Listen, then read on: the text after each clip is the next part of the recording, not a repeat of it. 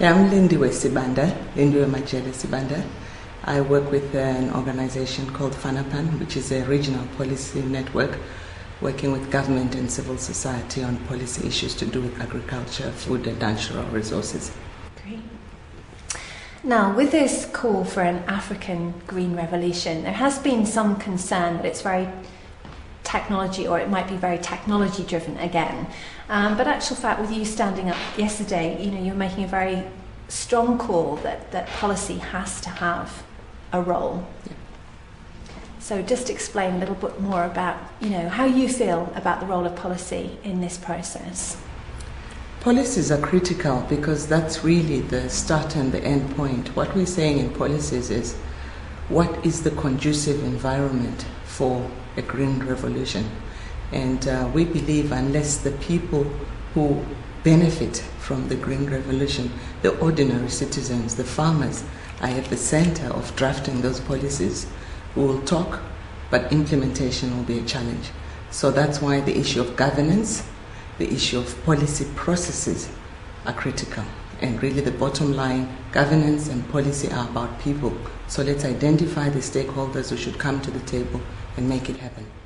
Now that's an extremely long process, particularly if you're going to be involving people right from the very bottom, because you have to bring them together to give them an opportunity to have a voice and then to build it slowly upwards. Yes, but what's the rush? I mean, all this we are doing should have been done 60 years ago. And really, if we're going to do it right, let's acknowledge that these quick fixes have not worked.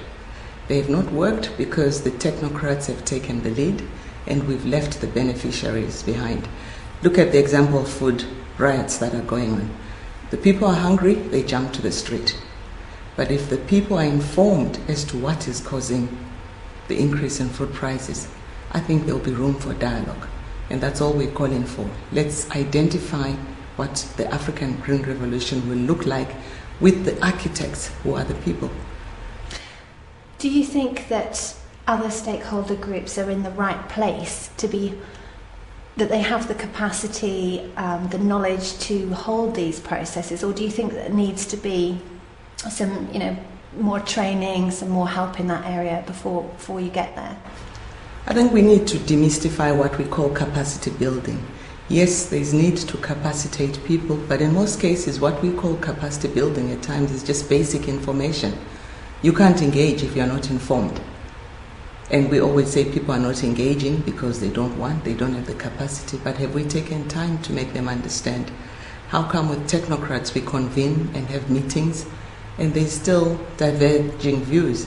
But when we go to the grassroots, we're in a rush to implement without consulting or informing. And we're saying, let's inform people, let's get their views and their vision of what an African Green Revolution will look like. Then they will accompany the journey. So what would you like to see happening first? I think the critical thing is to go back to the grassroots and demystify this whole thing, because there are green revolutions. People are already, they've got their vision of what they want to be in 10 years' time. So why don't we go back and sit down with them and say, what's preventing you, or what prevented you from doing this 10 years ago? What would you like to see in place in terms of a conducive environment? And we should not do it outside government. This is bringing government and civil society to the table to acknowledge our mistakes and to craft our new vision together.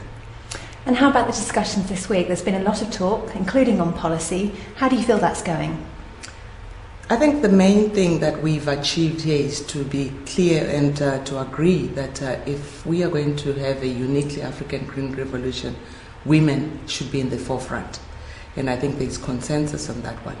Secondly, I think there's now consensus in that the issue of funding has been a challenge. We always jump to new bandwagons, meanwhile the goal is the same. We want to see a food secure Africa free from hunger. Whether we call it a green revolution, whether it's the CAADP framework, the end goal is an Africa that can feed itself.